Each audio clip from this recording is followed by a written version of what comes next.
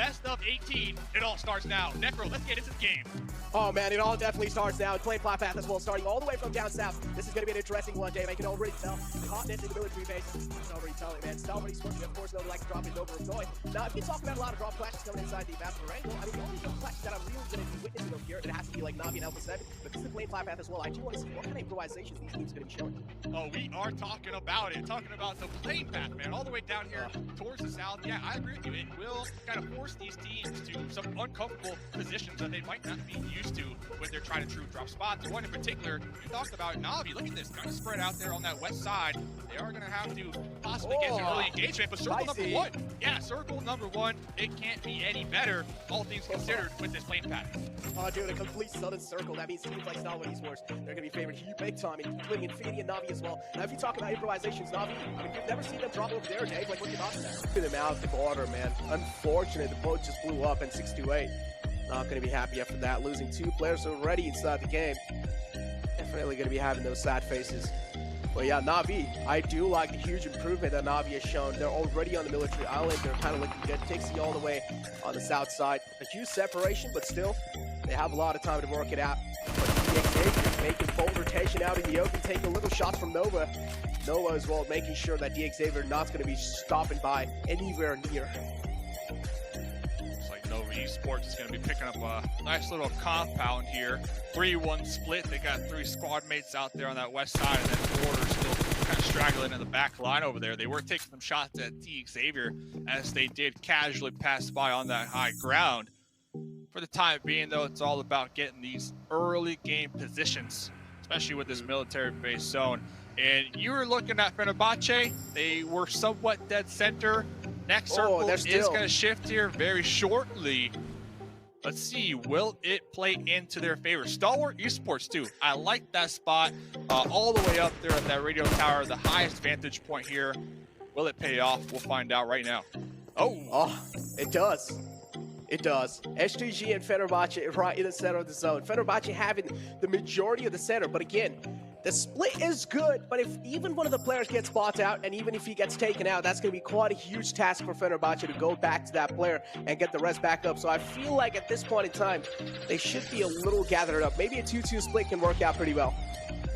One out here trying to defend here on the cliff lines. Team Secret looking like they're going to pull up. So far, it's a 2-2 split, but the other 2 squad mates in the back lines trying to group up. 5 shots, though. Mini in hand, applying that pressure.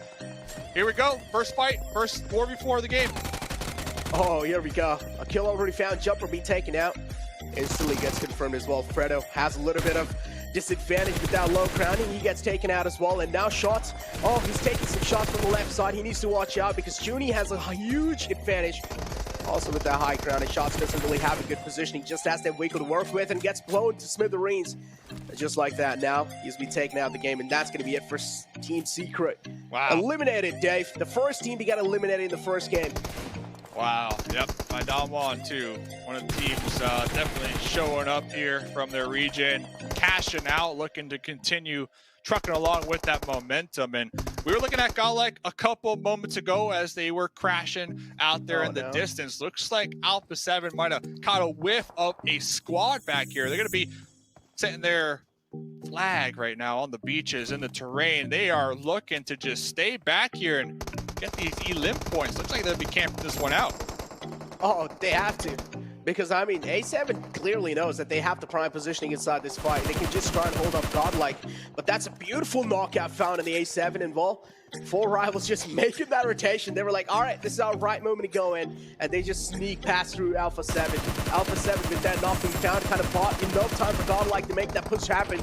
And here we do have Clutch God as well falling down in that push. Wow, Carrillo, what a great anchor position. They were in the back lines, pretty much playing oversight of their 3 squad mates that were pushed ahead, and it looks like it paid off. But let's see, though. Jonathan went for that wide rotate. Now he's going to be inside the smokes, looking to toss this grenade, looking to get a couple confirmed. Kaboom! Goes Jonathan right there with the double. Oh, that's filthy. That's disgusting. Oh, the teams have 3 players knocked out, but unfortunately, Godlike, they're only left with 1 man standing. Same thing goes with Alpha 7. But now Jonathan gets Neo back up on his feet. That's going to be sigh of relief for him. Godlike now Jonathan especially looking to confirm the kill and trying to take out the final man as well. That's going to be his main goal. But guess what? The reply comes in through from the side of Carrillo. Carrillo as well is one of those players. He's one of the best out there. You can't just challenge him like that. Yeah, Carrillo is in the back line, though. So best case scenario for Carrillo, try to avoid the sight lines and just survive at this point. They do not want to get taken out right here, right now, because a 14th position in game 1 would net them 0 points. And that is not how Alpha 7 want to start this. But huge props to Jonathan right there. That double grenade definitely turned the tides for Godlike. Oh, that did. That was a disgusting night, without a doubt. H2G. 7 just kind of driving off the compound, didn't realize it's already being occupied by Fenerbahce. So not interested in taking it. Fenerbahce doing a good job. Rebellion as well, trying to secure the vehicle, just making sure the tires aren't being popped off, but gets shot from the back. And here comes the push from Nextruya. There's a huge charge in, and Fenerbahce seems like they're crumbling down slowly and steadily. 2 players already being knocked out. Nextruya have 2 players knocked out as well on their side. You want to see how this fight's going to be panning out. Now it's all down to Duke and Machine. It's up to the Duke and Machine, the Duke and Master with the grenade, trying to get that little window. Overshot it just a little bit. Does look like their teammate was able to pop into their compound, looking to get that revive. And here comes Noxbomb with the support here. Looks like the revives were successful on the next Rhea. Let's see though, Noxbomb has a lot on their plate. They need to clutch this one out. Oh, they need to clutch this one out, but third party from Stalwart Esports. It's Pika who takes out Noxbomb. Duke and Machine again, Rebellion. These 2 players are alive. Duke and Machine, we do know what this man is capable of. He can pull off some insane clutches, but again, he's kind of like that man who likes to stay as squad as possible, but that beautiful nade is going to be taken out. Rebellion is also getting burned down with that Molotov. That's not a good sign for Fenerbahce. Things are slipping out of their hands.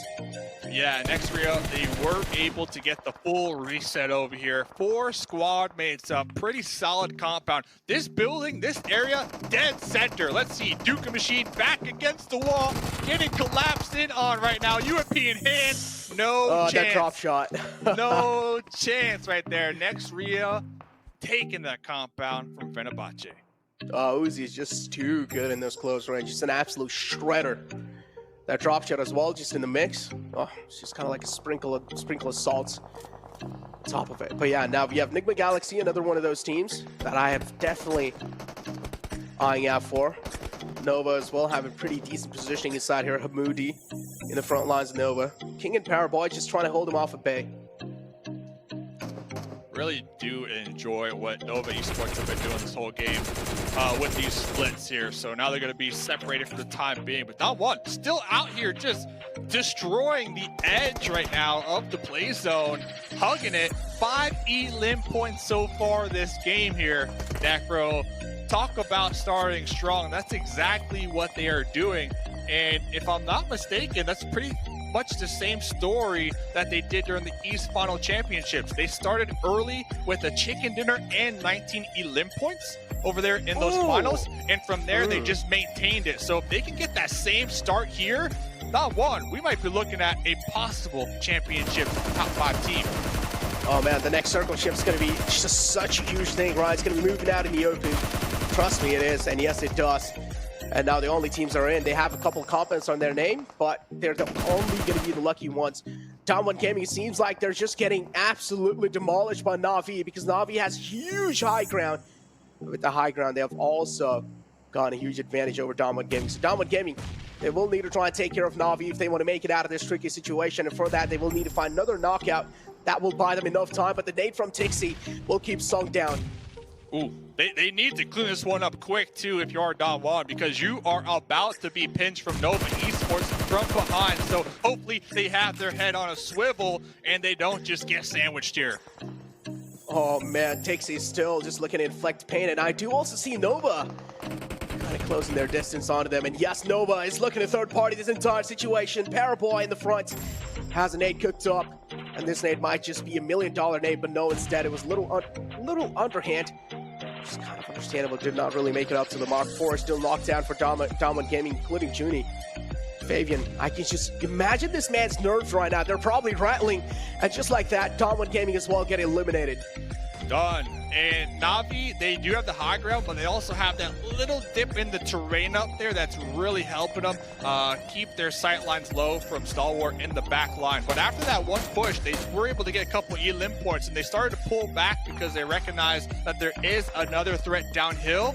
And that little dip that I was just talking about, it might be their demise actually, because Stalwart, they repositioned and now they have sight lines on that dip. So Na'Vi, nowhere to go.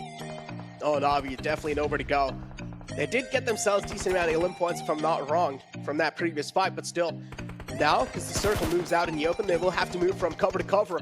And just like that, not enough cover, indeed. And Nova going to be catching a little glimpse of Na'Vi.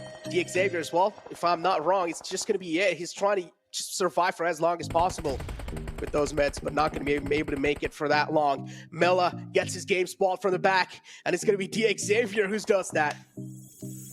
See ya. See ya. 7 teams to go. Nova Esports, we can see right there, 7 elim points. Stalwart Esports, 6 elim points. So Nova, they've been playing that west side. Stalwart Esports have been playing that east side of these zones. They're about to meet here very shortly. I do see Top, I do see King kind of up close and personal with each other, but right now the main focus has to be this next circle. Where will it go? Who will be favored? I'm looking at next Rio. They got a compound. Will it be favored? If so, they're going to have a huge advantage. Oh, man, but still the circle out in the open like that, and now favoring next Rio as well. Kind of favoring, not really. They're kind of like on the edge of the zone, but still they have the only compound inside the zone as well. So next Rio, they are going to be having a huge sigh of relief after that zone shift. But Noah, you realize there's a team in the front. You need to watch out because it's Stalwart Esports as well. It's not just any other team. One of the best teams out there. Noah as well. You can't really underestimate them for sure. So this is going to be definitely a clash of titans. Chilling. Down there in the bottom right-hand corner. Chilling. Talk about snaking it to make it. Talk about looking for them placement points here. Oh, I hope this pays off for him. But one of the main just fights, taking a nap. Just taking a nap. Yeah, dude. One of the main fights. We got 2 main fights actually. You got Nova Esports Stalwart up there towards the north, and now S2G crashing next Rio's compound. Oh, dude. They do realize the prime compound, and S2G is one of those teams that will not back out without a fight. Oh, I thought this nade might just do it. Yes, it does. Confirms the elim. That's going to be a huge thing for them next Rio. Still having the prime positioning inside this fight, and S2G having all the disadvantage in the world. This nade might be good. Oh, did not really make it to the mark. What a call, though, from next Rio to be able to decide to take this compound towards that mid-game. They snatched it away from Pmgc, now in this next zone, but they will have to defend it from 2 sides now because here comes Furious pulling up. Oh, dude, Furious Gaming as well. It seems like they want a little bit of piece of compound. So they as well is just going to be charging in. Next Rio trying their best to defend this from 2 teams. S2G and Furious Gaming now. Next Rio, they are one of those teams that are pretty good as well, so we cannot underestimate them for sure. But S2G realizing the same fact, and now they're also trying to push in a little bit more. This means next Rio are getting sandwiched, Dave. S2G, they play this one so slow, so methodical. They recognize the push from the opposite end from Furious, and that was the time that they decided to make the collapse. And now it looks as if they might come on top because Chiquita really low in the health department, below 50% HP, looking to pop one of these heals. But look at this, S2G, they're actually going to use this time to get a revive. So they're going to have 3 up here late game. That's huge. Oh, he also locked in a nade inside the shack. That means he will have to move out, and he does. Confirming the elimination as well. Next Rio now eliminated out the game. Only top 3 teams left, Dave. Oh my god, I can already feel my adrenaline rush over here. Look who's still alive from Enigma Galaxy, by the way. Look who's still alive, getting those placement points. 3rd place, 10 points confirmed. So that is huge considering they have no elim points. But Stalwart, 11.